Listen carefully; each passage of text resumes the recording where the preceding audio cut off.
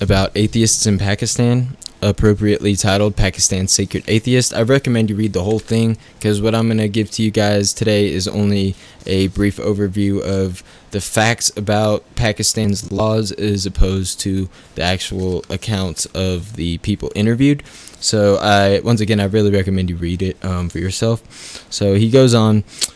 In Pakistan, posting about atheism online can have serious consequences. Under a recently passed cybercrime law, it is now illegal to post content online, even in a private forum, that could be deemed blasphemous. And the government is doing this simply to raise awareness, as they claim. However, you'll see in a second that is a completely false narrative. The government took out adverts in national newspapers asking members of the public to report any content they believe could constitute blasphemy. So here you have the government encouraging people of the public to go out and do vigilante justice basically and find the people who are posting this blasphemous content online. So the government and the law is being enforced. In June earlier this year, in the first case of its kind, Timur Raza was sentenced to death for posting blasphemous content on Facebook. Now, he was accused in a anti-terrorism court, of all things, because apparently making disparaging remarks about the Prophet Muhammad is enough to get you sentenced to death in Pakistan. Now, under normal, blasphemy laws, death is not actually something that is normally handed out in Pakistan. However, if you're charged with apostasy, which is the abandonment or renunciation of a political or religious belief, you can be. As it says here later in the article, although atheism is not technically illegal in Pakistan, apostasy is deemed to be punishable by death in some interpretations of Islam. As a result, speaking publicly can be life-threatening. So, Timur Raza, he was only 30 years old, like I said, tried in a fucking anti-terrorism court and found guilty. Now he's able to make a plea or appeal his case, but good luck convincing the crazy nut jobs in Pakistan otherwise. So this year, 6 activists have already been reported to have been abducted after posting on forums that are pro-atheist and anti-government. Of those activists that spoke to BBC, who does not want to be identified, one believes that Pakistan's intelligence service wants to stamp out not only criticism of Islam, but also criticism of the state. In his view, the government is trying to enforce the notion that a good citizen must be a good Muslim, which is a terribly dangerous mixture of religion and nationalism. Because when you mix religion and nationalism, you get this toxic brew of this belief within the broader range of society that, like he said, it's to be a good Muslim is to be a good Pakistani and vice versa. So they go hand in hand. So if you're an atheist in the country, you're automatically not going to be seen as a good Pakistani. If you're a Christian, they're also a persecuted minority in the region. So there's a lot of things that can make the people of Pakistan turn on you and do some vigilante justice, like what happened to Mashal Khan. Now, he was a student in Pakistan, and in April, on the 13th of this year, he was killed by a mob for posting blasphemous content on Facebook. However, he really didn't even do it. He was actually a devout Muslim, and he was killed anyways. Because that's the type of mentality that they instilled within the populace.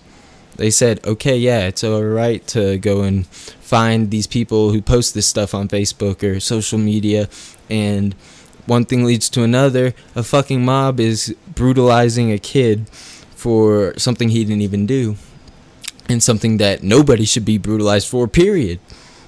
I mean, we take freedom of religion and freedom of speech for granted in America because we live in a secular society, which means you can practice whatever the fuck you want, and I'm able to sit here and tell you that you're wrong, and that's the beauty of it. And I'm able to sit here and for Mashal Khan and Timur Raza, I can say fuck Muhammad and, everybody in Pakistan with 2 donkey dicks. And fuck Islam too. I can say that. And I'm saying it for them because they were silenced. And even though Mashal Khan didn't really say it, I'm saying it for the fact that they killed him anyways because they thought he said it. And that's not how fucking civilizations and societies prosper, move forward, or even fucking exist peacefully within the moment. When you have religious fundamentalism take over a country, you lose it to fucking fanatics. And you lose it to this fucking mindset that you're right about these fairy tales and you're going to enforce something because of a book you read that claims to have all the answers written over thousands of years ago that says a dude took a winged donkey, Muhammad, took a winged donkey to the fucking moon and over it. Do you really believe that? They believe that semen comes from the backbone of humans.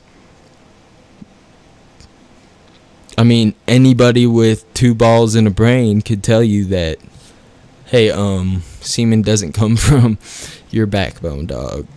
I mean, how did they get it that wrong back then? I don't know. It seems kind of like an obvious connection. But, I mean, that's what you get when you get this fundamentalism. You just lose all rational thought out the window. Boom. Fuck it. Let's just believe in myths and fairy tales and chop people's heads off for all of this crazy shit like apostasy or blasphemy. And in their neighbor country to the east, India, this mob justice is just as bad, if not worse. They've actually enacted legislation recently, like within the last week, I believe, to be able to try to curb this because it's such a phenomena over there. And in the cultures that both Pakistan and India are living within, it's okay to just look the other way if you're a cop when a mob is beating somebody, because that's just how it is over there. And we need to, the only way you can teach people, man, is to enlighten them through education, through science, through facts, and show them the truth. And it's not in these holy books. It's not in the Quran. It's not in the Bible. It's not in the Bhagavad Gita. It's not in any ancient scrolls. It's not in the Hebrew Bible. It's nowhere. Nobody knows all the answers. So quit latching on to people who pretend to have them all, because they're misleading you. Think for yourself. Draw your own conclusions. Draw your own answers. And for the people, man, in Pakistan who are atheists, and the only way they have to communicate with one another is through online forums and secrecy, and do this just in danger of their own lives, man, just so they can talk about these things that they believe or don't believe. It's really inspiring and shows you the length people are willing to go to just be able to speak their mind, even if it may not be a right given by the government. I think it's a right that every human being alive knows that the freedom of speech is inherent. Like, we all believe that we should have the freedom to speak our minds.